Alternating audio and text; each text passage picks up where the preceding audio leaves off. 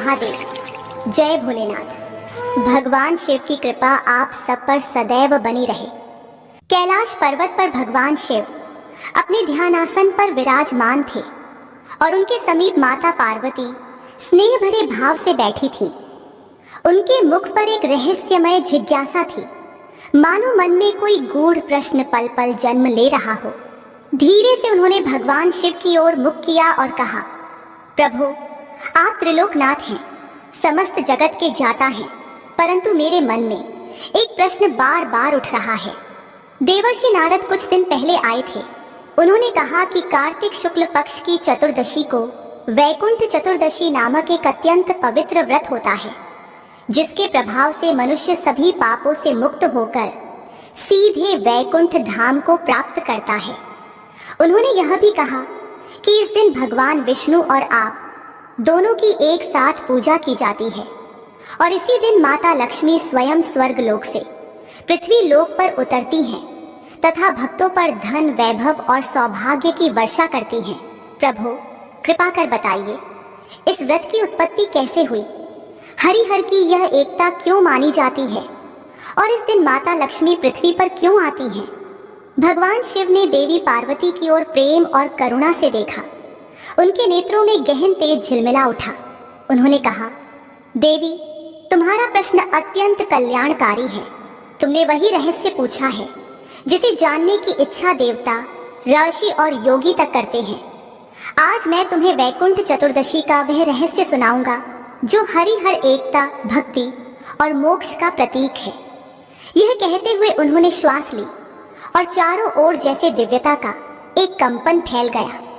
कैलाश की शांति में केवल गंगा जल की धारा और शिवजी की गूंजती वाणी सुनाई देने लगी। भगवान शिव बोले, देवी, वैकुंठ चतुर्दशी सनातन धर्म के सबसे पवित्र पर्वों में से एक है। यह तिथि कार्तिक मास के शुक्ल पक्ष की चतुर्दशी को आती है।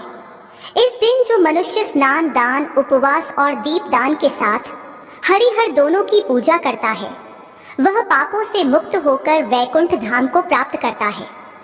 इसे हरिहर मिलन दिवस भी कहा जाता है, क्योंकि इसी दिन भगवान विष्णु और मैं शिव एक साथ पूजित होते हैं।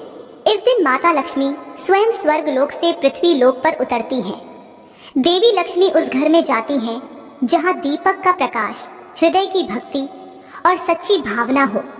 वह उस घर में स्थायी रूप से निवास करती हैं, जहां हरि और हर दोनों के नाम से आरती होती है। इसीलिए इस दिन को शुभता और समृद्धि का दिवस कहा गया है। देवी पार्वती ने विनम्रता से पूछा, प्रभु, हरि और हर दो अलग अलग रूप हैं, फिर एकता का यह उत्सव क्यों? भगवान शिव मुस्कुराए और बोले, देवी, हरि और हर दो नाम अवश्य हैं, पर दोनों का स्वरूप एक ही है। विष्णु पालन करते हैं, मैं संहार करता हूँ, किंतु सृष्टि की जड़ एक ही परम सत्य है। यह दिन उस एकत्व की स्मृति का दिवस है।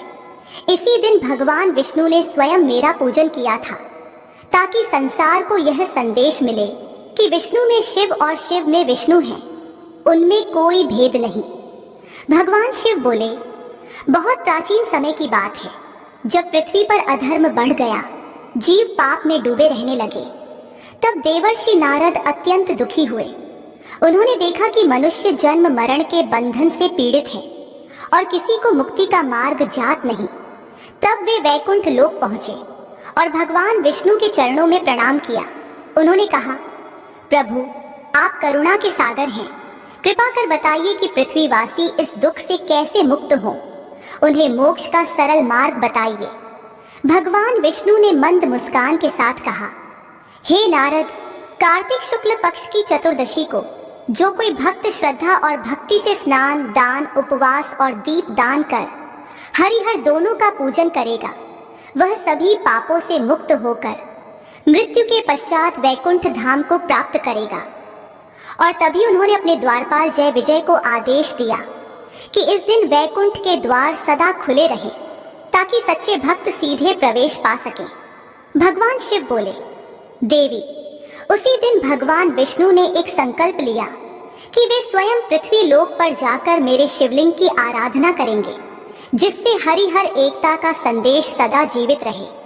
वे काशी के मणिकर्णिका घाट पहुंचे, गंगा जल से स्नान किया, शुद्ध वस्त्र धारण किए और सहस्त्र कमल पुष्प लेकर मेरे शिवलिंग का पूजन आरंभ किया। वे प्रत्येक पुष्प के साथ मेरा एक एक नाम जपते हुए अर्पित करते गए। ओम नमः शंभवे, ओम नमः नीलकंठाय, ओम नमः त्रिलोकेश्वराय। जब 999 कमल चढ़ गए, मैंने उनकी परीक्षा लेने के लिए एक कमल छिपा लिया। विष्णु जी ने देखा कि एक कमल कम है तो वे चिंतित हो उठे। उन्होंने सोचा, मेरे नेत्र भी तो कमल के समान हैं, यदि एक पुष्प कम है तो मैं अपना नेत्र ही अर्पित कर दूं। इतना सोचते ही उन्होंने बिना विलंब किए अपना एक नेत्र निकालकर शिवलिंग पर अर्पित कर दिया। उनकी यह भक्ति देखकर मैं अत्यंत प्रसन्न हुआ। मैं प्रकट होकर बोला, हे विष्णु, तुम्हारे समान कोई भक्त नहीं। आज से यह चतुर्दशी वैकुंठ चतुर्दशी कहलाएगी। जो भी इस दिन श्रद्धा से हरिहर दोनों की पूजा करेगा उसे वैकुंठ धाम की प्राप्ति होगी। मैंने उन्हें सुदर्शन चक्र दिया और कहा, इससे तुम अधर्म का विनाश करो और धर्म की रक्षा करो। उसी दिन से यह दिवस संसार में हरिहर एकता का प्रतीक बन गया। शिव जी कुछ क्षण मौन रहे, फिर बोले, देवी, इस दिन माता लक्ष्मी स्वयं पृथ्वी पर आती हैं, क्योंकि यही वह समय होता है जब हरि और हर एक साथ पूजित होते हैं। उस क्षण संपूर्ण ब्रह्मांड में ऊर्जा का संतुलन स्थापित होता है और जहां श्रद्धा से दीपक जलते हैं वहां लक्ष्मी स्वयं प्रवेश करती हैं। यह दिन केवल पूजा का नहीं बल्कि समर्पण का पर्व है, जब भक्त अपने हृदय का दीपक प्रज्वलित करता है। जो व्यक्ति इस दिन श्रद्धा से व्रत रखता है और 14 दीपक जलाता है, उसके जीवन से अंधकार सदा के लिए मिट जाता है। देवी पार्वती के नेत्र भक्ति से भर उठे। उन्होंने कहा, प्रभु, यह कथा तो अत्यंत पवित्र है। अब कृपा करके बताइए कि यह व्रत पृथ्वी पर कैसे प्रचलित हुआ और आगे कौन सी कथा इससे जुड़ी है। भगवान शिव मुस्कुराए और बोले, देवी, अब सुनो नारद और विष्णु संवाद की कथा। जब नारद जी ने यह व्रत मनुष्यों के बीच फैलाया और भगवान विष्णु ने स्वयं वैकुंठ द्वार खोलने का आदेश दिया, तब देवी पार्वती ध्यान मग्न होकर बैठी और भगवान शिव के मुख से निकले हर शब्द को मन में उतारने लगी। भगवान शिव ने कहा, देवी, जब पृथ्वी पर अधर्म बढ़ा और मनुष्य अपने कर्मों के बोझ से दुखी होने लगे, तब देवर्षि नारद उस दुख को देखकर अत्यंत व्यथित हुए। उन्होंने देखा कि पृथ्वी पर लोग व्रत तो करते हैं पर भावना से रहित, पूजा तो करते हैं पर समर्पण के बिना। मनुष्य सुख की तलाश में कर्म करते हैं पर वह कर्म उन्हें और बंधन में बांध देता है। जब नारद ने यह दृश्य देखा तो उनका हृदय द्रवित हो उठा। उन्होंने कहा, कितना कठिन है इस कलयुग का जीवन। लोग धर्म को जानकर भी भूल जाते हैं और पापों से मुक्त होने का कोई सरल उपाय उनके पास नहीं। ऐसा कहते हुए नारद जी ने अपनी वीणा उठाई और नारायण नारायण का जाप करते हुए वैकुंठ की ओर प्रस्थान किया। देवर्षि नारद जब वैकुंठ पहुंचे तो वहां का दृश्य अलौकिक था। चारों ओर सुवर्ण समान आभा, कल्याणकारी संगीत और शांति की गूंज थी। भगवान विष्णु शेषनाग पर विराजमान थे और उनके चरणों की मालाओं से तेजस्वी किरणें निकल रही थीं। देवी लक्ष्मी उनके बगल में बैठी थीं। उनके मुख पर वही कोमल मुस्कान जो संसार के सारे दुहक मिटा देती है। नारद जी ने उनके चरणों में सिर झुकाया और बोले, प्रभु, मैं आज पृथ्वी लोक से आया हूँ। वहाँ लोग अत्यंत दुखी हैं। अपने कर्मों के बंधन में फंसकर वे जीवन भर पीड़ा भोगते हैं और मृत्यु के बाद भी शांति नहीं पाते। कृपा कर बताइए, क्या कोई ऐसा मार्ग है जिससे मनुष्य सहज ही मोक्ष को प्राप्त कर सके और पापों से मुक्त हो जाए। भगवान विष्णु ने अपने करुणामय नेत्रों से नारद की ओर देखा और बोले, हे देवर्षि, तुम्हारा यह प्रश्न केवल पृथ्वीवासियों के नहीं, समस्त प्राणियों के कल्याण का है। हर युग में कुछ विशेष दिवस ऐसे होते हैं जब ईश्वर का द्वार खुला होता है। कार्तिक मास का शुक्ल पक्ष चतुर्दशी का दिन ऐसा ही एक दिन है। यह वह तिथि है जब हरि और हर का मिलन होता है। जब विष्णु शिव की आराधना करते हैं और शिव विष्णु का स्मरण करते हैं, इस दिन जो कोई भी श्रद्धा और भक्ति से स्नान, दान, दीपदान और व्रत करता है और हरिहर दोनों की पूजा करता है, वह पापों से मुक्त होकर वैकुंठ को प्राप्त करता है। नारद जी ने विस्मय से पूछा, प्रभु, क्या इस दिन सचमुच वैकुंठ के द्वार खुल जाते हैं? भगवान विष्णु ने मुस्कुराते हुए कहा, हाँ नारद, इसी दिन वैकुंठ के द्वार खुलते हैं। इस दिन जो मनुष्य मेरा या शिव का नाम भी ले लेता है, वह मोक्ष का अधिकारी बनता है। यहाँ तक कि यदि कोई व्यक्ति इस दिन मृत्यु को प्राप्त होता है, तो वह भी सीधे वैकुंठ जाता है। ऐसा कहते हुए भगवान विष्णु ने अपने द्वारपाल जय और विजय को बुलाया और कहा, हे जय विजय, सुनो मेरा आदेश। कार्तिक शुक्ल पक्ष की चतुर्दशी के दिन वैकुंठ के द्वार सदा खुले रहेंगे। जो भी भक्त इस दिन श्रद्धा और भक्ति से हरिहर का पूजन करेगा, उसे रोकना मत, उसे वैकुंठ में प्रवेश करने देना। भगवान विष्णु का यह आदेश सुनकर समस्त वैकुंठ लोक गूंज उठा।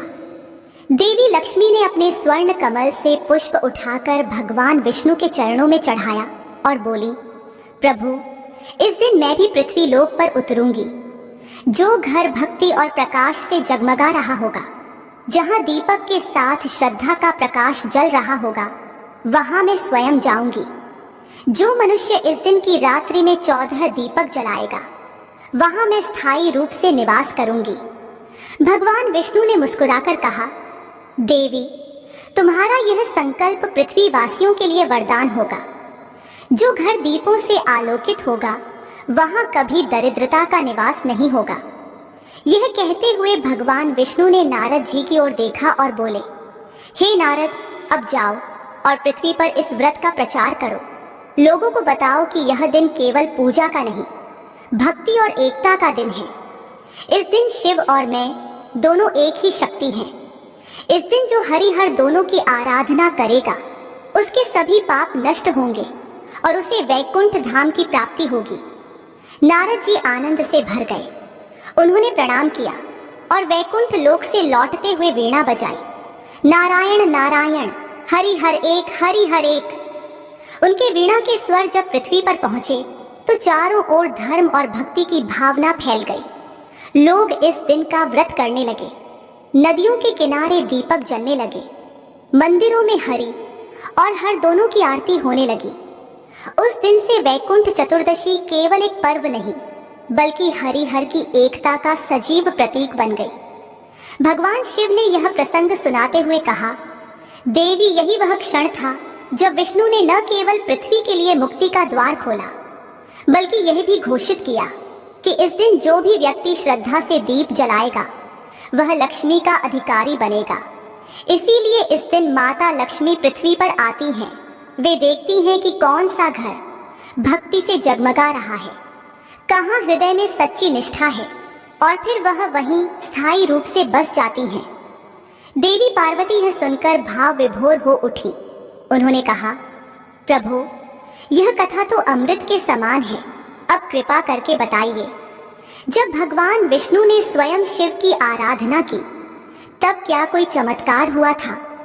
भगवान शिव मुस्कुराए और बोले, देवी, अब सुनो वह दिव्य प्रसंग जब विष्णु ने वाराणसी में मेरे शिवलिंग की पूजा की और अपनी आंख का कमल अर्पित किया।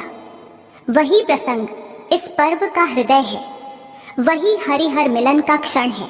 भगवान शिव ने देवी पार्वती से कहा, देवी, अब सुनो वह क्षण जब स्वयं भगवान श्री हरि विष्णु मेरे पूजन के लिए पृथ्वी लोक पर अवतरित हुए। वह दिन कार्तिक मास के शुक्ल पक्ष की चतुर्दशी का था। प्रातः काल का समय था, जब गंगा के तट पर मंद समीर बह रहा था और काशी नगरी अपने स्वर्ण समान प्रकाश से जगमगा रही थी। उसी समय भगवान विष्णु अपने वैकुंठ लोक से उतरे। उनके चरणों से पृथ्वी कांप उठी। देव गंधर्वों ने पुष्प वृष्टि की और आकाश में शंख, चक्र, गदा, पद्म का तेज चमक उठा। उन्होंने गंगा तट पर आकर स्नान किया, त्रिकाल संध्या का ध्यान किया और फिर अपने कमल नयन नेत्रों से गंगा को प्रणाम करते हुए बोले, हे पवित्र गोदावरी, हे पवित्र गंगे, आज मैं शिव की आराधना करूंगा ताकि समस्त जगत को भक्ति का संदेश दे सकूं। स्नान के पश्चात उन्होंने पीतांबर धारण किया, गले में वैजयंती माला पहनी और एक सहस्र कमल पुष्प लेकर भगवान शिव के पूजन का संकल्प लिया। भगवान विष्णु ने मणिकर्णिका घाट पर स्थापित शिवलिंग के समक्ष बैठकर ध्यान लगाया। उन्होंने मन ही मन कहा, हे महादेव, आप ही कारण हैं, आप ही काल हैं, आप ही मोक्ष के अधिपति हैं। आज मैं अपने हर कर्म का फल आपके चरणों में समर्पित करता हूँ। उन्होंने कमलों को एक एक कर शिवलिंग पर चढ़ाना आरंभ किया। हर पुष्प के साथ वे शिव का एक नाम जपते। ओम नमः शंभवे, ओम नमः नीलकंठाय, ओम नमः त्रिलोकेश्वराय, ओम नमः रुद्राय। जैसे जैसे कमल चढ़ते गए, वातावरण और पवित्र होता गया। हवा में सुगंध फैल गई और शिवलिंग के ऊपर से तेज प्रकाश निकलने लगा। यह दृश्य देखकर देवता तक अचंभित हो उठे। विष्णु जी ने 999 कमल चढ़ा दिए। अब केवल एक पुष्प शेष था, परंतु जब उन्होंने टोकरी में देखा तो पाया कि अंतिम पुष्प कहीं गायब है। वास्तव में वह पुष्प मैंने ही अदृश्य कर लिया था, क्योंकि मैं विष्णु की भक्ति की परीक्षा लेना चाहता था। विष्णु जी ने अपने नेत्र बंद किए और मन ही मन विचार करने लगे। मैंने संकल्प लिया था कि सहस्र कमलों से शिव का पूजन करूंगा, परंतु अब एक कमल कम रह गया है। मेरा संकल्प अधूरा नहीं रहना चाहिए। तभी उन्होंने अपने हृदय में सोचा, मेरे नेत्र भी तो कमल के समान हैं। लोग मुझे कमल नयन विष्णु कहते हैं, क्यों ना मैं अपना नेत्र ही अर्पित कर दूं। यह सोचते ही उन्होंने अपने हाथ से एक तीर निकाला और बिना क्षण भर भी सोचे अपनी दाईं आंख निकालकर शिवलिंग पर अर्पित कर दी। वह क्षण इतना अद्भुत था कि पूरा ब्रह्मांड स्थिर हो गया। देवता मौन हो गए, गंगा की लहरें थम गईं और काशी नगरी में घंटियों की गूंज उठी। विष्णु जी का नेत्र शिवलिंग पर गिरते ही उसमें से दिव्य ज्योति फूट पड़ी। उसी क्षण मैं शिवलिंग से प्रकट हुआ। मेरे गले में नाग लिपटे हुए थे, जटाओं में गंगा बह रही थी और नेत्रों में करुणा थी। मैंने कहा, हे विष्णु, तुम्हारी भक्ति अमोघ है। तुमने जो समर्पण दिखाया है वह अद्वितीय है। आज से यह चतुर्दशी वैकुंठ चतुर्दशी कहलाएगी। जो भी इस दिन श्रद्धा से हरि और हर दोनों की पूजा करेगा, उसे वैकुंठ धाम की प्राप्ति होगी। मैं आगे बोला, हे विष्णु, मैं तुम्हें यह सुदर्शन चक्र प्रदान करता हूँ। इससे तुम अधर्म का विनाश करोगे और धर्म की रक्षा करोगे। तुम तीनों लोकों के पालन करता बनो। विष्णु जी ने श्रद्धा से मेरे चरणों में सिर झुकाया। उन्होंने कहा, प्रभु, आपकी कृपा से ही मुझे यह भक्ति मिली है। अब मैं संसार के प्रत्येक जीव में आपका अंश देखूंगा। यह कहते हुए उन्होंने मेरे गले में बेलपत्र की माला चढ़ाई। मैंने उनके गले में तुलसी की माला पहनाई। उसी क्षण आकाशवाणी हुई, हरि और हरेक हैं। जो इन्हें अलग मानता है वह अज्ञान में है। उस समय देवता, ऋषि, अप्सराएं और गंधर्व सब ने मिलकर हरिहर जय जयकार की। हरिहर महादेव, हरिहर नारायण की गूंज चारों ओर फैल गई। देवी वही क्षण था जब पहली बार हरि और हर का मिलन हुआ। उसी दिन से इस पर्व को हरिहर मिलन कहा जाता है। इसी मिलन के प्रभाव से वैकुंठ चतुर्दशी की स्थापना हुई। इस दिन जो भक्त श्रद्धा से स्नान, दान, दीपदान और हरिहर दोनों की आराधना करता है, वह अपने सभी पापों से मुक्त होकर वैकुंठ धाम को प्राप्त करता है। इस व्रत के प्रभाव से जीवन में सुख, समृद्धि और शांति स्थायी रूप से निवास करती है। भगवान शिव की वाणी सुनकर देवी पार्वती की आंखों में आंसू आ गए। उन्होंने कहा, प्रभु, यह तो असीम प्रेम और भक्ति की कथा है। जहाँ एक भगवान दूसरे की आराधना करते हैं, वहाँ अहंकार का स्थान ही नहीं। अब मुझे समझ आया कि यह व्रत क्यों इतना पवित्र माना गया है। भगवान शिव मुस्कुराए और बोले, देवी, यही कारण है कि इस दिन माता लक्ष्मी भी पृथ्वी पर उतरती हैं, क्योंकि जब हरि और हर का मिलन होता है तब ब्रह्मांड में करुणा और समृद्धि का प्रवाह बढ़ जाता है। इस दिन जो घर दीपों से जगमगाता है, वहां लक्ष्मी स्वयं प्रवेश करती हैं और धन, वैभव तथा सौभाग्य प्रदान करती हैं। भगवान शिव बोले, देवी, यह प्रसंग केवल भक्ति का नहीं बल्कि एकता का प्रतीक है। हरि में हर है और हर में हरि। जो इसे समझ लेता है वही सच्चा भक्त कहलाता है। अब मैं तुम्हें आगे एक ऐसी कथा सुनाऊंगा जो बताती है कि इस दिन केवल देवताओं ने ही नहीं बल्कि एक सामान्य मनुष्य ने भी अपने कर्मों से लक्ष्मी को अपने घर बुलाया। कथा जो मानव समाज में वैकुंठ चतुर्दशी का वास्तविक अर्थ प्रकट करती है। बहुत प्राचीन समय की बात है, जब एक विशाल राज्य में एक धर्मपरायण राजा राज्य करता था। वह बुद्धिमान, न्यायप्रिय और जनता के प्रिय थे। उनके महल में सुख सुविधा की कोई कमी नहीं थी। उनके पास धन था, वैभव था, सैनिक थे, परंतु फिर भी उनके हृदय में एक जिज्ञासा थी कि संसार में कौन सा तत्व सबसे बलवान है, भाग्य या परिश्रम। एक दिन उन्होंने अपने राजमहल में अपनी रानी और दोनों बेटियों को बुलाया। बड़ी बेटी सुंदर, विनम्र और अत्यंत प्रिय थी, जबकि छोटी बेटी कोमल, शांत और सीधी थी, परंतु हृदय से अत्यंत दृढ़। राजा ने तीनों को भोजन के समय अपने पास बिठाया और मुस्कुराकर पूछा, बेटियों, बताओ तुम सब किसके भाग्य का अन्न खाती हो? यह प्रश्न सुनकर रानी और बड़ी बेटी ने झट उत्तर दिया, पिताश्री, हम तो आपके भाग्य का अन्न खाते हैं। आप ही हमारे जीवन के पालन करता हैं। लेकिन छोटी बेटी ने विनम्रता से सिर झुकाया और बोली, पिताश्री, मैं तो अपने भाग्य का अन्न खाती हूँ। यह सुनते ही राजा का चेहरा बदल गया। उन्होंने सोचा, मेरे घर में यह कैसी वाणी? मैं जिसके लिए सब कुछ करता हूँ वही मुझसे कह रही है कि वह मेरे भाग्य की नहीं, अपने भाग्य की खाती है। उनका हृदय क्रोध और अहंकार से भर गया। उन्होंने गुस्से में रानी की ओर देखा तो रानी भयभीत होकर बोली, स्वामी, यह बालिका है, शायद उसने अनजाने में कुछ कहा होगा। लेकिन राजा का हृदय अब शांत नहीं हुआ। उन्होंने उसी क्षण निर्णय लिया कि इस बेटी को उसके भाग्य की परीक्षा देनी चाहिए। भगवान शिव बोले, देवी, राजा ने अपने मंत्रियों को बुलाया और कहा, मेरी बड़ी बेटी का विवाह किसी राजकुमार से करो और छोटी बेटी का विवाह किसी निर्धन युवक से, ताकि इसे अपने भाग्य का पता चल सके। दरबार में यह आदेश सुनकर सभी मौन हो गए, पर किसी में इतनी शक्ति नहीं थी कि राजा का विरोध कर सके। कुछ ही दिनों में बड़ी बेटी का विवाह राजकुमार से हो गया। उसे स्वर्ण, रत्न, रेशम और रथ सब मिला, परंतु छोटी बेटी को केवल बोरी के टाट के वस्त्र पहनाकर एक निर्धन युवक से ब्याह दिया गया, जो झोपड़ी में रहता था और अपने भाइयों के साथ भिक्षा से जीवन यापन करता था। देवी, जब छोटी बेटी ससुराल पहुंची तो उसने देखा कि वहां कोई उसका स्वागत करने वाला नहीं था। झोपड़ी के बाहर 5 चूल्हे थे, क्योंकि उसके पति के 4 बड़े भाई थे। जब वह भीतर गई तो सब लोग भोजन के बाद सो चुके थे। अगले दिन जब सूरज उगा, उसने अपने जेठ से पूछा, भैया, ये 5 चूल्हे क्यों हैं? तो जेठ ने कहा, बहू, ये हमारे 5 भाइयों के हैं। हम सब अपना अपना चूल्हा जलाकर भीख में जो मिले उससे खाना बनाते हैं। यह सुनकर छोटी बेटी मुस्कुराई और बोली, अब से इस घर में एक ही चूल्हा जलेगा। मैं सबके लिए खाना बनाऊंगी।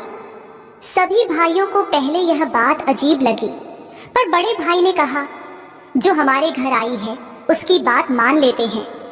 उस दिन से घर में पहली बार एक साथ भोजन बनने लगा और सबने मिलकर एक ही थाली में खाया। वह छोटी बेटी सुबह सुबह घर साफ करती, आंगन लीपती, तुलसी को जल देती और फिर सभी के लिए भोजन बनाती। उसने सब भाइयों से कहा, अब आप लोग भीख नहीं मांगेंगे बल्कि मेहनत करोगे। चारों छोटे भाई पहले तो गुस्सा हुए, पर बड़े भाई ने समझाया, जो हमारे घर आई है वह शुभ है, जैसा कहे वैसा करो। दूसरे दिन सब काम की तलाश में निकल गए। चारों को किसी न किसी जगह काम मिल गया, पर बड़े भाई को कुछ न मिला। वह निराश होकर लौट रहा था, तभी उसका पैर रास्ते में गोबर में पड़ गया। जब वह घर लौटा तो बहू ने कहा, भैया पैर धो लीजिए और घर में आइए। घर में सबने मिलकर काम की कमाई बहू को दी और बहू ने स्वादिष्ट भोजन बनाकर सबको खिलाया। अब घर में भक्ति, अनुशासन और सुख का वातावरण बनने लगा। धीरे धीरे सबको मेहनत की आदत पड़ गई। इसी बीच नगर में एक विचित्र घटना घटी। रानी का एक अत्यंत मूल्यवान हार चील उठा ले गई। राजा ने पूरे नगर में घोषणा करवा दी, जो भी व्यक्ति यह हार लाकर देगा उसे मुंहमांगा इनाम मिलेगा। उसी दिन चील उस निर्धन परिवार की झोपड़ी के ऊपर से गुजरी। झोपड़ी की छत पर उसे एक मरा हुआ सांप दिखा, जिसे बहू ने कुछ दिन पहले वहीं फेंका था। चील ने हार वहीं गिरा दिया और सांप उठाकर उड़ गई। शाम को जब सब भाई लौटे तो बड़े भाई ने झोपड़ी की छत पर चमकती वस्तु देखी। उतरकर देखा तो वह रानी का हार था। उसने हार बहू को दे दिया। बहू ने कहा, यह किसी का है, इसे राजा को लौटा दो। बड़े भाई ने हार राजा को दिया। राजा अत्यंत प्रसन्न हुआ और बोला, मांगो, क्या इनाम चाहिए? वह बोला, राजन, मैं अपनी बहू से पूछे बिना कुछ नहीं कह सकता। राजा ने अनुमति दी। जब वह घर लौटा और बहू से कहा कि राजा ने इनाम देने को कहा है, तो बहू बोली, राजा से कहो वैकुंठ चौदस की रात नगर में कोई दीपक न जलाए, न राजमहल में, न किसी घर में, बस अंधकार रहे। राजा को यह सुनकर आश्चर्य हुआ, पर उसने प्रतिज्ञा निभाई। वैकुंठ चौदस की रात आई। पूरे नगर में अंधकार छा गया, पर उस झोपड़ी में बहू ने हर कोने में दीपक जलाए, आंगन में लक्ष्मी के पग बनाए, चौकी सजाई और भगवान विष्णु शिव का पूजन आरंभ किया। उसी रात जब माता लक्ष्मी पृथ्वी लोक पर उतरी तो उन्होंने देखा पूरा नगर अंधकारमय है, केवल एक झोपड़ी उजियारी है। वे वहीं पहुंची।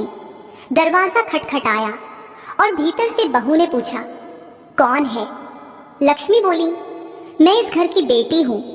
बहू ने कहा, अभी कोई स्थान नहीं है। 3 बार जब माता ने यही कहा कि मैं इस घर की बहू हूं और 7 पीढ़ी तक यहीं रहूंगी, तब बहू ने दरवाजा खोला। क्षण भर में वह झोपड़ी महल में बदल गई और लक्ष्मी ने साक्षात दर्शन दिए। उन्होंने कहा, तुम्हारे कर्म और निष्ठा ने मुझे यहाँ बुलाया है। तुम्हारे घर अब कभी अभाव नहीं होगा। और अगले दिन जब सब भाई जागे तो उन्होंने अपने घर को महल में परिवर्तित पाया। भगवान शिव बोले, देवी, यही कारण है कि इस दिन माता लक्ष्मी पृथ्वी पर उतरती हैं। वह धनवानों के घर में नहीं जाती जहां अहंकार है, बल्कि वहां जाती हैं जहां भक्ति, प्रेम और सच्चाई है। यह व्रत हमें यही सिखाता है कि धन का आधार कर्म और श्रद्धा है, न कि कुल और वैभव। देवी पार्वती भाव विभोर होकर बोली, प्रभु, इस कथा ने तो मानव जीवन का सार स्पष्ट कर दिया। वास्तव में सच्चा वैभव वही है जो श्रद्धा से अर्जित हो, और सच्ची लक्ष्मी वही है जो प्रेम और भक्ति से घर में आती है। भगवान शिव ने सिर हिलाया और कहा, देवी, अब आगे सुनो। जब इस घटना की चर्चा राजमहल तक पहुंची, तब स्वयं राजा ने अनुभव किया कि भाग्य और कर्म का रहस्य क्या होता है। भगवान शिव ने पार्वती की ओर देखते हुए कहा, देवी, जब उस निर्धन बहू के घर में माता लक्ष्मी स्वयं प्रकट हुई और उसके घर को महल में बदल दिया, तब उस नगर के लोग विस्मित रह गए। जिनके घर में पहले अंधकार था, वहां अब दियों की पंक्तियां जल रही थी। महल से मधुर संगीत की ध्वनि निकल रही थी और वहां से एक दिव्य सुवास फैल रही थी। लोगों ने देखा कि जो बहू कल तक फटे वस्त्रों में झोपड़ी में रहती थी, अब वही सेठानी के समान सुसज्जित है। उसके पति और भाइयों के पास अब रथ, घोड़े, नौकर और संपत्ति है। नगरवासी एक दूसरे से पूछने लगे कि यह कौन सी तपस्या थी, कौन सा व्रत था जिसने एक निर्धन परिवार का भाग्य पलट दिया। किसी ने कहा, यह लक्ष्मी का चमत्कार है, तो किसी ने कहा, यह वैकुंठ चौदस की महिमा है। धीरे धीरे यह बात राजमहल तक पहुंची। राजा ने जब यह सुना कि उसकी छोटी बेटी के घर ऐसा चमत्कार हुआ है, तो उसका हृदय संदेह और जिज्ञासा से भर गया। उसने सोचा, मैंने तो अपनी बड़ी बेटी को सारा धन, रत्न और वैभव देकर विदा किया था, पर आज सुन रहा हूं कि मेरी छोटी बेटी, जिसके पास कुछ नहीं था, वह नगर की सबसे बड़ी सेठानी बन गई है।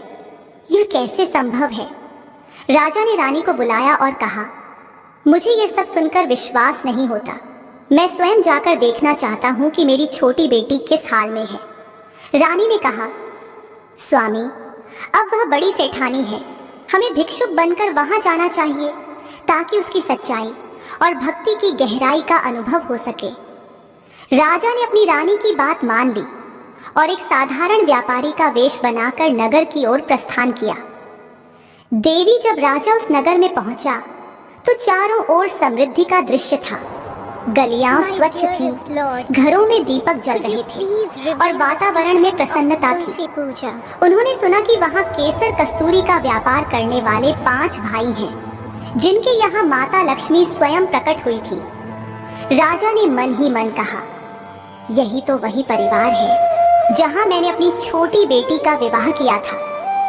उन्होंने एक गली में खड़े होकर आवाज लगाई, केसर कस्तूरी ले लो, शुद्ध केसर कस्तूरी। आवाज सुनकर भीतर से एक नौकर निकला। उसने देखा कि एक वृद्ध व्यापारी दरवाजे पर खड़ा है। उसने भीतर जाकर अपनी मालकिन को सूचना दी। मालकिन अर्थात छोटी बेटी ने ऊपर झरोखे से झांका और पिता को पहचान लिया। उसके हृदय में भावनाओं का सागर उमड़ पड़ा, पर उसने संयम रखा और मुस्कुराकर नौकर से कहा, उस व्यापारी की सारी केसर कस्तूरी खरीद लो और उसे आदर पूर्वक अंदर बुलाओ, उसे भोजन पानी से तृप्त करो। नौकर ने वैसा ही किया। राजा को भीतर ले जाया गया। सामने सुसज्जित चौक में एक महल की शोभा थी। हर ओर सुगंधित दीप जल रहे थे और देवी लक्ष्मी की मूर्ति के सामने आरती हो रही थी।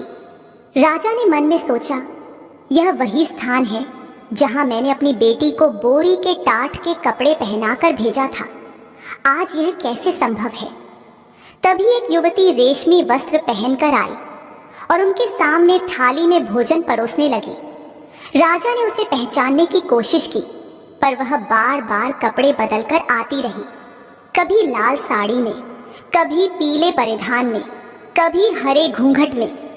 अंत में जब वह पुराने फटे टाट के वस्त्र पहनकर आई, तब राजा ने विस्मय से कहा, बेटी, यह क्या कर रही हो? पहले जो मुझे सजे हुए रूप में दिखाई दी, क्या वे सब तुम्हारी दासियां थीं? बेटी मुस्कुराई और बोली, पिताजी, वे सब मैं ही थी। मैंने हर रूप में आपको भोजन परोसा ताकि आप समझ सकें कि जीवन में धन या वस्त्र का नहीं, बल्कि कर्म और निष्ठा का मूल्य होता है। राजा ने भाव विभोर होकर कहा, बेटी, पर यह सब कैसे हुआ? तुम तो निर्धन परिवार में ब्याही गई थी। बेटी ने विनम्र स्वर में उत्तर दिया, पिताजी, मैंने कभी अपने भाग्य को दोष नहीं दिया। मैंने हर सुबह तुलसी को जल दिया, भगवान हरिहर की पूजा की और सच्चे मन से श्रम किया। मैंने 5 चूल्हों को एक किया, भाइयों में एकता लाई और अपने घर में प्रकाश फैलाया। उसी वैकुंठ चौदस की रात मैंने दीपक जलाए थे जब नगर में अंधकार था। उसी रात माता लक्ष्मी स्वयं मेरे द्वार आई और बोली, जहां सत्य, श्रम और भक्ति है वहां मैं सदा रहूंगी। यही उनका आशीर्वाद है कि आज यह सब संभव हुआ। राजा की आंखों से आंसू बह निकले। उन्होंने बेटी के चरणों में सिर झुका दिया और बोले, बेटी, आज मैंने समझा कि सच्चा भाग्य वह नहीं जो पिता देता है, बल्कि वह जो कर्म से अर्जित होता है। तूने अपने श्रम और भक्ति से लक्ष्मी को अपने घर बुलाया है और मुझे विनम्रता का पाठ पढ़ाया है। बेटी ने पिता को उठाया और कहा, पिताजी, मैं हमेशा कहती थी कि हर कोई अपने भाग्य का खाता है। आज आपने भी देख लिया कि सच्चा भाग्य वही है जो भक्ति और मेहनत से बनता है। राजा ने मुस्कुराकर कहा, बेटी, तूने मुझे जीत लिया। आज से मैं तेरे कर्म को ही धन का असली कारण मानूंगा।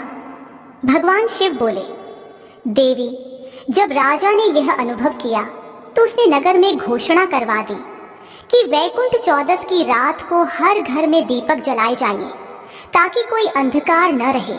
उसने कहा, यह दिन केवल पूजा का नहीं, बल्कि कर्म और समर्पण का पर्व है। उसी दिन से वैकुंठ चतुर्दशी के दीपक केवल मंदिरों में नहीं, बल्कि हर घर में जलने लगे। तब से यह परंपरा चली आ रही है कि इस दिन हर घर में 14 दीपक जलाए जाते हैं और माता लक्ष्मी का स्वागत किया जाता है। जो घर प्रकाश से जगमगाता है वहां लक्ष्मी स्थायी रूप से वास करती हैं। देवी पार्वती ने भाव विभोर होकर कहा, प्रभु, यह कथा तो जीवन का साक्षात दर्शन है।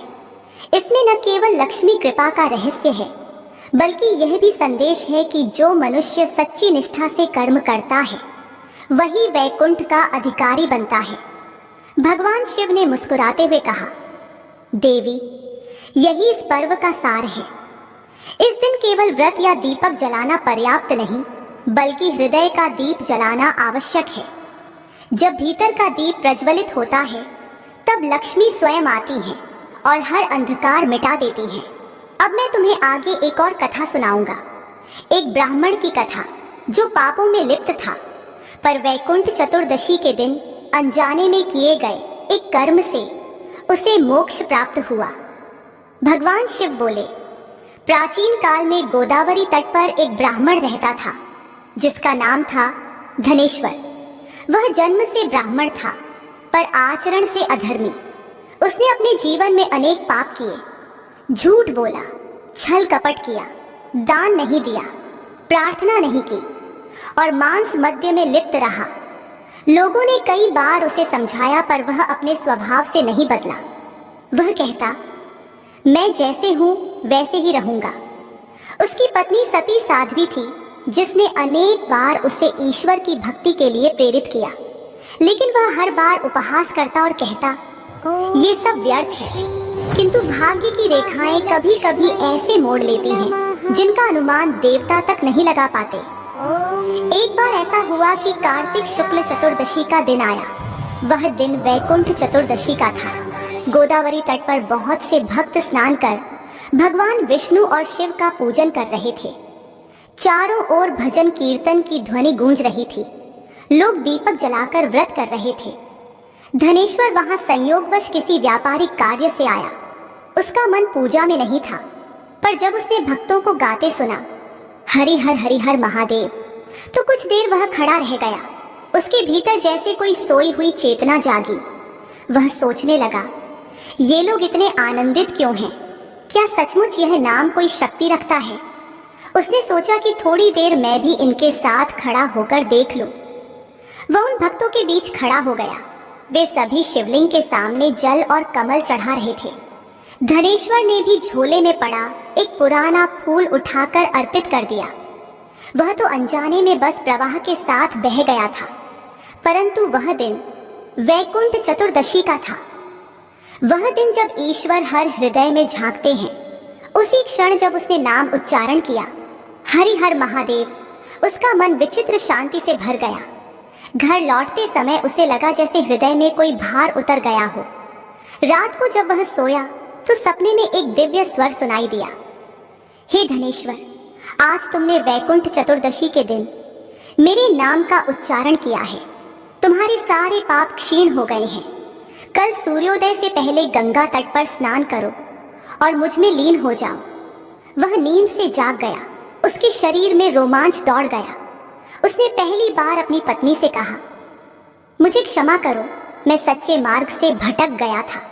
सुबह ब्रह्म मुहूर्त में वह उठा, गोदावरी तट पर गया और जल में स्नान किया।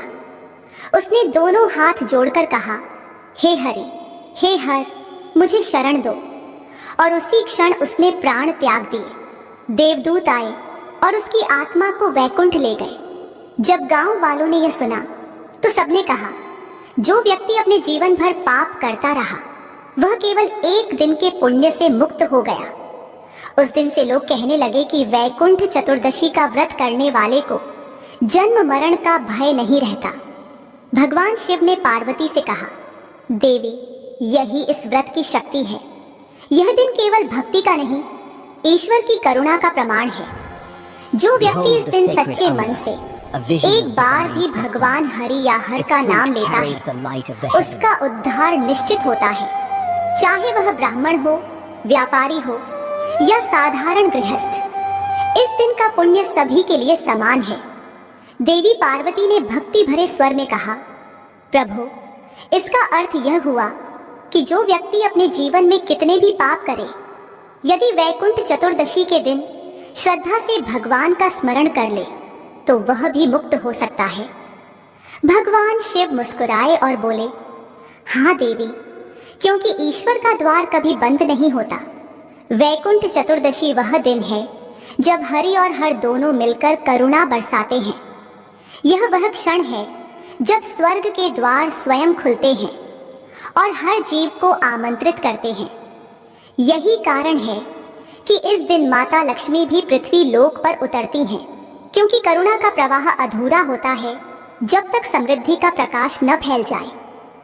इसलिए इस दिन जो व्यक्ति दीपक जलाकर भगवान का स्मरण करता है, वह अपने घर में केवल रोशनी नहीं बल्कि ईश्वर का आशीर्वाद भर देता है। वही दीपक उसके जीवन के अंधकार को दूर करता है। देवी, इसीलिए कहा गया है, दीपो ज्योति परम ब्रह्म, दीपो हरि परमम सुखम, दीपेन हरि भक्तानाम सर्व पापम प्रणश्यति। अर्थात दीपक केवल अग्नि नहीं, वह परमात्मा का स्वरूप है। जब वह जलता है तब पापों का अंधकार मिटता है। देवी पार्वती यह सुनकर भाव विभोर हो गई। उन्होंने कहा, प्रभु, अब मुझे ज्ञात हुआ कि यह पर्व क्यों इतना महान है। यह केवल देवताओं का नहीं बल्कि हर जीव का अवसर है अपनी आत्मा को प्रकाश में बदलने का। यह सब माया है। भगवान शिव ने गंभीर स्वर में कहा, देवी, यही कारण है कि इस दिन को मोक्ष चतुर्दशी भी कहा गया है। भगवान शिव बोले, देवी, अब मैं तुम्हें वह पवित्र कथा सुनाऊंगा जो महाभारत युद्ध के बाद घटित हुई थी, जब धर्म और अधर्म की अंतिम परीक्षा हो चुकी थी। यह प्रसंग वैकुंठ चतुर्दशी की अंतिम महिमा को प्रकट करता है।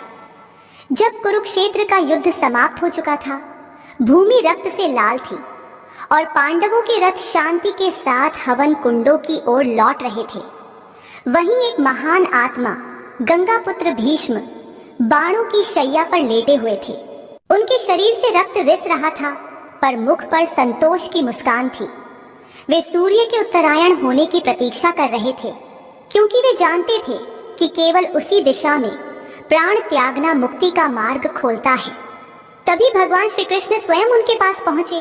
उनके साथ युधिष्ठिर, भीम, अर्जुन, नकुल, सहदेव और द्रौपदी भी थे। सभी ने आकर भीष्म पितामह के चरणों में प्रणाम किया। श्री कृष्ण ने मुस्कुराकर कहा, पितामह, आपने धर्म के लिए जो बलिदान दिया वह अमर है।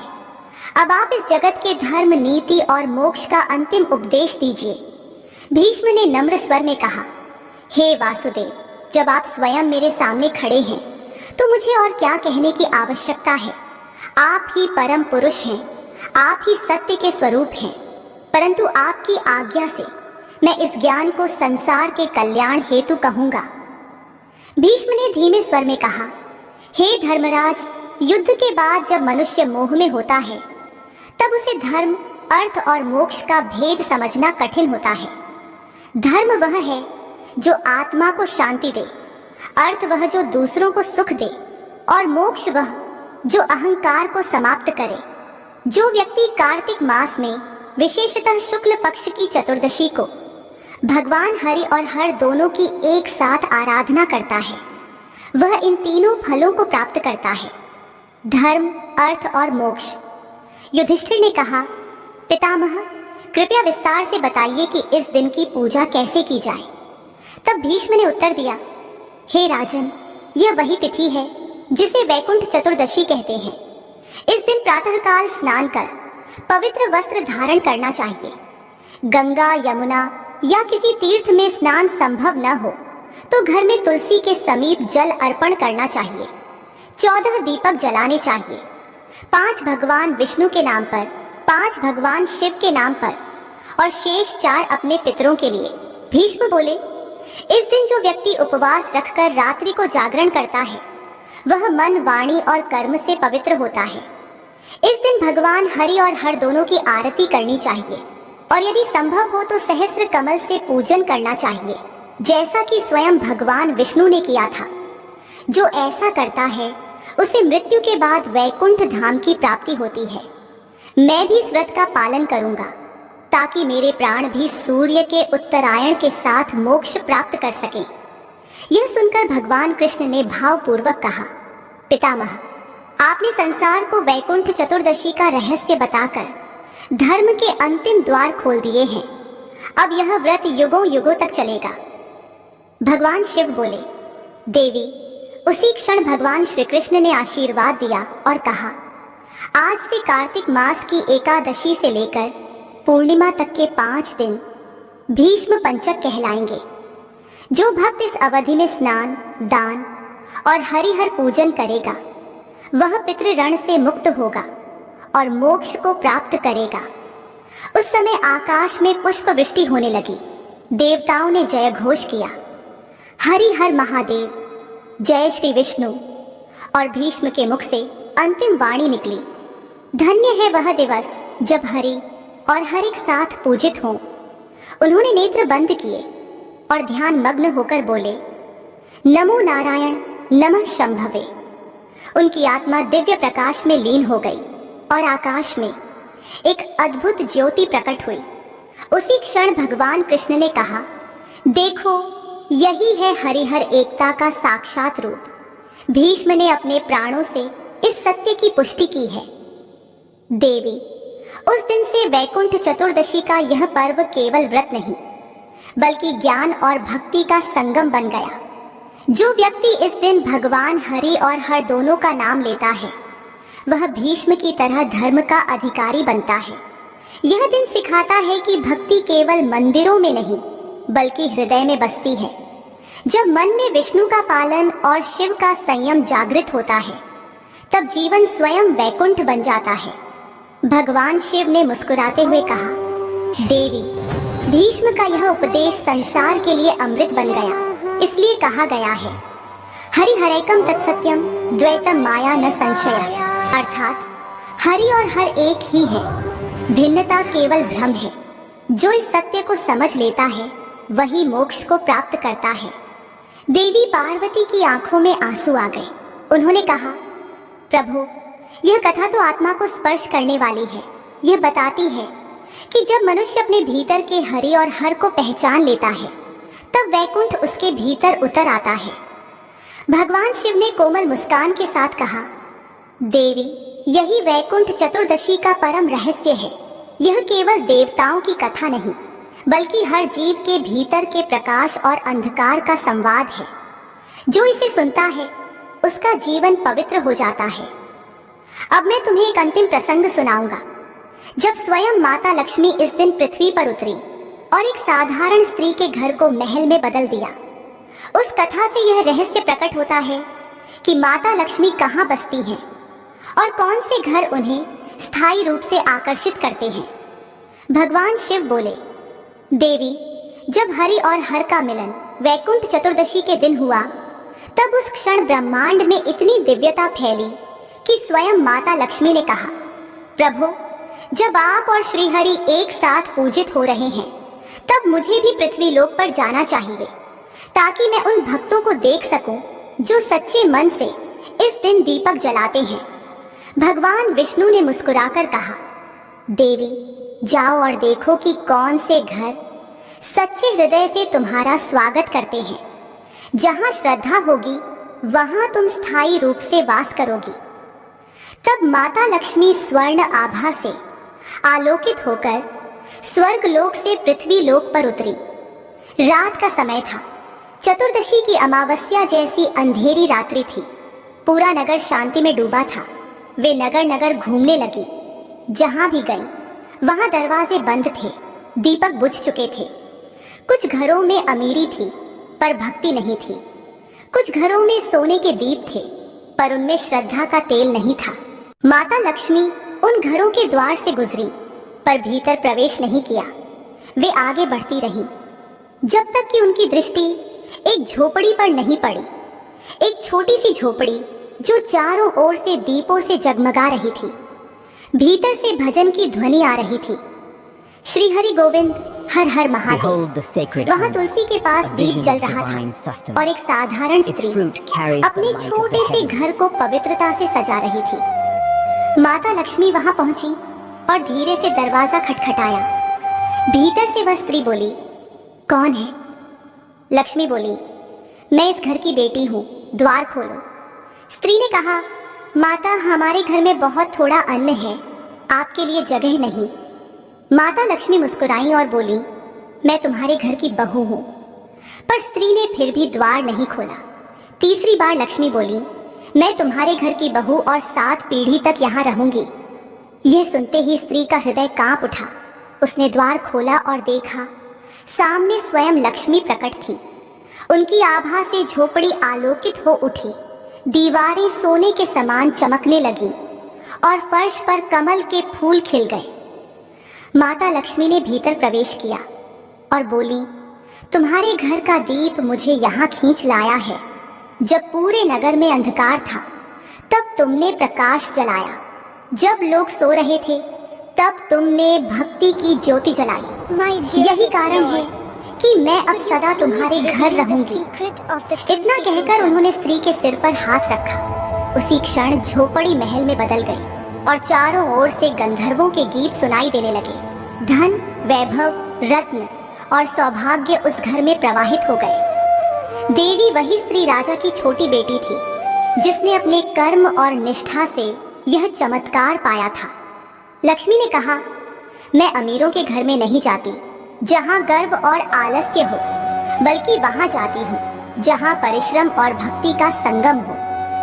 तुम्हारा दीप सच्ची श्रद्धा से जला था, इसलिए मैं यहाँ स्थायी रूप से निवास करूंगी। देवी, भगवान शिव बोले, देवी, जब माता लक्ष्मी ने ऐसा कहा तो पृथ्वी पर आकाश से पुष्प वृष्टि होने लगी। देवताओं ने जय हरि हरि महादेव का घोष किया। उस समय भगवान विष्णु और मैं भी वहां प्रकट हुए। हमने माता लक्ष्मी से कहा, देवी, अब तुम लौट जाओ, तुम्हारा कार्य पूरा हुआ। पर माता बोली, प्रभु, आज से वैकुंठ चतुर्दशी के दिन मैं प्रत्येक वर्ष पृथ्वी लोक पर उतरूंगी और उन घरों को आशीर्वाद दूंगी जहां दीपक श्रद्धा से जलाए जाएंगे, तुलसी पूजित होगी और हरिहर के नाम का स्मरण होगा। तब मैंने और विष्णु जी ने एक स्वर में कहा, तथास्तु। देवी, तब से आज तक हर वैकुंठ चतुर्दशी की रात माता लक्ष्मी पृथ्वी लोक पर उतरती हैं। वह प्रत्येक घर को देखती हैं जहां दीपक श्रद्धा से जलते हैं, जहां तुलसी को प्रणाम किया जाता है, जहां हरि और हर का नाम लिया जाता है, वहां लक्ष्मी स्वयं प्रवेश करती हैं। यही कारण है कि इस दिन दीपदान का विशेष महत्व है। यह केवल प्रकाश का प्रतीक नहीं, बल्कि आत्मा की शुद्धि और लक्ष्मी कृपा का द्वार है। देवी पार्वती ने गदगद स्वर में कहा, प्रभु, यह कथा तो मन को शुद्ध कर देने वाली है। अब समझ में आया कि इस दिन दीपदान को क्यों सर्वोच्च पुण्य कहा गया है। जो दीपक बाहरी अंधकार मिटाता है, वही भीतर का अज्ञान भी दूर करता है। भगवान शिव मुस्कुराए और बोले, हाँ देवी, वैकुंठ चतुर्दशी का यही सार है। जहाँ भक्ति है वहाँ लक्ष्मी है, जहाँ प्रकाश है वहाँ परमात्मा है। इसीलिए कहा गया है, दीपम जलेत भक्त्या हरिहरम पूजयेत सदा, यह कुरुते तु श्रद्धाया तस्य नास्ति पुनर्जननम। अर्थात जो भक्त इस दिन दीपक जलाता है और हरिहर की पूजा करता है, उसे फिर जन्म नहीं लेना पड़ता। इस दिन का व्रत करने वाला व्यक्ति केवल वैकुंठ नहीं, बल्कि शांति, प्रेम और समृद्धि का अनुभव करता है। यही कारण है कि इस दिन को हरिहर मिलन दिवस भी कहा जाता है। जब भगवान विष्णु और मैं एक साथ पूजित होते हैं, तब समस्त ब्रह्मांड में संतुलन आता है। यही कारण है कि इस दिन के बाद कार्तिक पूर्णिमा तक दीपदान का विशेष महत्व है, क्योंकि यह अवधि भीष्म पंचक के नाम से जानी जाती है। यह आत्मा के शुद्धिकरण और वैकुंठ प्रवेश की अवधि है। भगवान शिव ने पार्वती से कहा, देवी, अब तुम भी यह व्रत करो ताकि पृथ्वी के सभी नारी पुरुष इस दिन के महत्व को समझें और अपने जीवन में प्रकाश का दीप जलाएं। जो इस कथा को सुनता है वह धन, सौभाग्य और मोक्ष तीनों को प्राप्त करता है। जो इसका पाठ करता है उसके घर से कभी अंधकार नहीं मिटता और लक्ष्मी सदा उसके द्वार पर निवास करती है। देवी पार्वती बोली, प्रभु, आपने आज वैकुंठ चतुर्दशी का वह रहस्य बताया है जो केवल देवताओं को ज्ञात था। अब मैं इसे पृथ्वी पर फैलाऊंगी ताकि हर स्त्री पुरुष इस दिन दीप जलाए, तुलसी की पूजा करे और हरि हर का स्मरण करे। भगवान शिव ने कहा, देवी, यही धर्म है ये कथा हर युग में जीवों को मुक्ति का मार्ग दिखाएगी। भगवान शिव ने शांत स्वर में कहा, देवी, अब तुमने वैकुंठ चतुर्दशी की संपूर्ण कथा सुन ली। हरि और हर के मिलन की, राजा और उसकी बेटियों की, निर्धन बहू की भक्ति की, पापी ब्राह्मण की मुक्ति की और माता लक्ष्मी के पृथ्वी पर अवतरण की। अब मैं तुम्हें इसका आध्यात्मिक अर्थ बताता हूँ, क्योंकि हर कथा के भीतर एक गूढ़ तत्व छिपा होता है। यह पर्व केवल बाहरी दीप जलाने का नहीं, बल्कि भीतर के दीपक को जलाने का पर्व है। जब मनुष्य के भीतर श्रद्धा का दीप जलता है, तब लक्ष्मी केवल धन नहीं देती, वह शांति, संतुलन और करुणा का वरदान देती है। देवी, इस दिन हरि और हर एक साथ पूजित होते हैं, क्योंकि यह दिन द्वैत से अद्वैत की यात्रा का प्रतीक है। हरि पालन करता है, जो संसार को संजोते हैं। हर संहारक है, जो अंधकार मिटाते हैं। जब ये दोनों एक साथ पूजित होते हैं, तो मनुष्य के भीतर पालन और त्याग, प्रेम और वैराग्य दोनों का संतुलन उत्पन्न होता है। यही संतुलन ही मोक्ष है। जो व्यक्ति केवल धन चाहता है, उसे कभी शांति नहीं मिलती। जो केवल संन्यास चाहता है, उसे संसार की सेवा का सुख नहीं मिलता। पर जो हरि और हर दोनों का पूजन करता है, वह संसार में रहते हुए भी मुक्त हो जाता है। यही वैकुंठ चतुर्दशी का रहस्य है। देवी, इस दिन 14 दीपक जलाने का विधान इसलिए है क्योंकि वे 14 लोकों का प्रतीक हैं। भूर्भुवः स्वः, महाजनः तपः सत्यम और नीचे के 7 लोक। जब मनुष्य दीपक जलाता है, तो वह केवल एक घर नहीं, बल्कि समस्त लोकों में प्रकाश फैलाता है। जब दीपक जलता है, तो उसका अर्थ होता है अंधकार मिटे, ज्ञान फैले।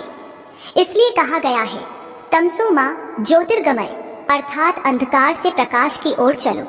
यही वैकुंठ चतुर्दशी का संदेश है। इस दिन जो व्यक्ति स्नान, दान, दीपदान और हरिहर का स्मरण करता है, वह केवल अपने पाप नहीं धोता, बल्कि अपने भीतर के अहंकार को भी जलाता है। लक्ष्मी वहीं बसती है जहां नम्रता है। भगवान विष्णु और मैं इसलिए एक साथ पूजित होते हैं, ताकि संसार यह समझ सके कि ईश्वर में कोई भेद नहीं। जो हरि में हर को देखता है, वही सच्चा भक्त है। जो शिव में विष्णु और विष्णु में शिव को पहचान लेता है, वह द्वैत से मुक्त होकर वैकुंठ को प्राप्त करता है। भगवान शिव बोले, देवी, जब यह दिन आता है, तो स्वर्ग और पृथ्वी के द्वार एक हो जाते हैं। इस दिन जो प्राणी गंगा, यमुना, गोदावरी या किसी पवित्र जल में स्नान करता है और भगवान हरि का नाम लेता है, वह पवित्र हो जाता है। और जो अपने घर में तुलसी को जल देता है, दीपक जलाकर प्रार्थना करता है, हे हरि, हे हर, मेरे जीवन का अंधकार मिटाओ, उसका घर स्वयं वैकुंठ बन जाता है। जब दीपक की लौ ऊपर उठती है, तो वह मनुष्य की आत्मा का प्रतीक होती है, जो ईश्वर से मिलने की आकांक्षा में ऊपर बढ़ती है। देवी, जो मनुष्य इस कथा को श्रद्धा से सुनता है, वह अपने कर्मों का बंधन काट देता है। उसके जीवन में धन, शांति और सम्मान स्थायी रूप से बस जाते हैं। उसकी संतानें धर्मनिष्ठ बनती हैं और मृत्यु के बाद वह वैकुंठ लोक को प्राप्त करता है। इसीलिए कहा गया है कि इस दिन की कथा सुनना सहस्र यज्ञ करने के समान पुण्यदायी है। जो इस दिन दीपदान करता है, वह अपने पितरों को भी प्रकाश देता है। वे आत्माएं जो अंधकार में भटक रही होती हैं, उन्हें इस दीपक की ज्योति मार्ग दिखाती है और वे मोक्ष को प्राप्त होती हैं। भगवान शिव बोले, देवी, यह पर्व केवल हिंदू धर्म का नहीं, बल्कि संपूर्ण ब्रह्मांड का उत्सव है, क्योंकि यह दिन हर आत्मा को याद दिलाता है कि प्रकाश और अंधकार दोनों उसी के भीतर हैं। जब वह भीतर के अंधकार को पहचान लेता है और उसे भक्ति के दीप से मिटा देता है, तभी वैकुंठ के द्वार खुलते हैं। वैकुंठ कोई स्थान नहीं है, बल्कि एक अवस्था है, जहां मनुष्य का हृदय शांत, करुणामय और अहंकार रहित होता है। जब भीतर शांति का निवास हो, वही वैकुंठ है। देवी पार्वती बोली, प्रभु, अब मुझे समझ आया कि वैकुंठ चतुर्दशी केवल व्रत नहीं, बल्कि आत्मा के पुनर्जन्म का दिवस है। यह दिन सिखाता है कि जो भी अपने भीतर के दीप को जलाता है वह स्वयं ईश्वर के समीप पहुंच जाता है। मैं इस कथा को पृथ्वी पर फैलाऊंगी ताकि हर घर, हर दिल में यह प्रकाश जले। भगवान शिव ने मुस्कुराकर कहा, देवी, यही तुम्हारा धर्म है। जो इस कथा को श्रद्धा से सुनेगा उसके जीवन में कभी अंधकार नहीं रहेगा। हर वैकुंठ चतुर्दशी पर जब दीपक जलेंगे, जब हरिहर का नाम गूंजेगा, तब मैं और विष्णु दोनों वहां उपस्थित रहेंगे और उस घर को वैकुंठ बना देंगे। तब आकाश में दिव्य स्वर गूंजा, हरिहर एक है, ज्ञान और करुणा का संगम है। जो इस कथा को सुनेगा या सुनाएगा वह वैकुंठ का अधिकारी होगा। आकाश से पुष्प वृष्टि हुई और देवगण बोले, जय हरिहर महादेव, जय लक्ष्मी नारायण। भगवान शिव और देवी पार्वती ने एक दूसरे की ओर देखा। पार्वती की आंखों में भक्ति की चमक थी और शिव के मुख पर शांति का प्रकाश। तभी कैलाश पर्वत पर गंगा की धारा मंद गति से बहने लगी और आकाश में पूर्णिमा सी आभा फैल गई। ऐसा लगा मानो स्वयं वैकुंठ और कैलाश एक हो गए हों। भगवान शिव ने अंत में कहा, देवी, यही है वैकुंठ चतुर्दशी का सच्चा रहस्य। जब हर हृदय में प्रकाश जलता है तब स्वयं ईश्वर उसमें बस जाते हैं। प्रिय भक्तों, आपने सुनी भगवान शिव और माता पार्वती के संवाद से निकली यह अद्भुत वैकुंठ चतुर्दशी कथा, जिसने हमें यह सिखाया कि हरि और हर का यह मिलन केवल देवताओं का नहीं, यह हमारे भीतर के प्रेम और वैराग्य का संगम है। जो मनुष्य इस दिन श्रद्धा से दीप जलाता है, तुलसी को जल अर्पित करता है और हरिहर का नाम स्मरण करता है, उसके जीवन से हर अंधकार मिट जाता है और लक्ष्मी स्वयं उसके घर प्रवेश करती है। इसलिए भक्तों, इस वैकुंठ चतुर्दशी पर अपने घर में दीप जलाइए, तुलसी को प्रणाम कीजिए और पूरे मन से कहिए, हर हर महादेव, जय श्री लक्ष्मी नारायण। हर बार की तरह हम आपसे यही निवेदन करते हैं, यदि यह कथा आपके हृदय को स्पर्श कर गई हो तो कृपया लाइक करें, शेयर करें और ऐसी ही पवित्र, ज्ञानवर्धक और भक्तिपूर्ण कथाएं सुनने के लिए हमारे चैनल को सब्सक्राइब करना न भूलें। आपका एक लाइक हमारे लिए आशीर्वाद है, आपका एक कमेंट हमारी अगली कथा के लिए प्रेरणा। ईश्वर करे आपके जीवन में वैकुंठ चतुर्दशी का यह प्रकाश सदा जलता रहे। जय मां लक्ष्मी, जय श्री हरि, जय महादेव।